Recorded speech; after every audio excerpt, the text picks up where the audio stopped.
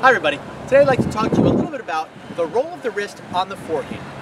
There's a little bit of confusion out there as far as what the wrist is supposed to do, how it's supposed to function during the shot. So let me clear this up just a little bit for you. First of all, what we don't want to do is have the racket head and wrist flipping forward this way as we hit the tennis ball. Reason being is, if I'm swinging this way and I'm flapping my wrist like this, like a pinball flipper, if you will, or a door closing on a hinge, there's only one period of time where I can strike that ball, and it just happens in a millisecond, where I can hit the shot straight.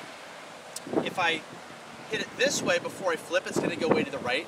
If I hit it just a little bit like this after I flip my wrist, it's going to go way left. So I'm going to be spraying tennis balls all over the place.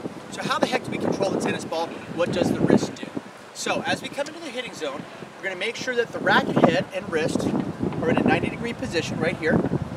Not tight with the grip, by the way. I just want to make sure that that's clear. We're not squeezing the racket tight, but we do have the racket head laid back a little bit. As we come into the hitting zone, we're going to strike the shot, and the hand is going to turn over in a windshield wiper motion, if you will, this way, finishing on the opposite side of the body. Sometimes high, sometimes low, depending on your shot. But as we do this, what is great about this is you can see how the racket head is keeping the strings towards the target longer than if I flip the wrist this way. So even if you're hitting the ball a little bit flatter, you want to make sure that the racket head turns over.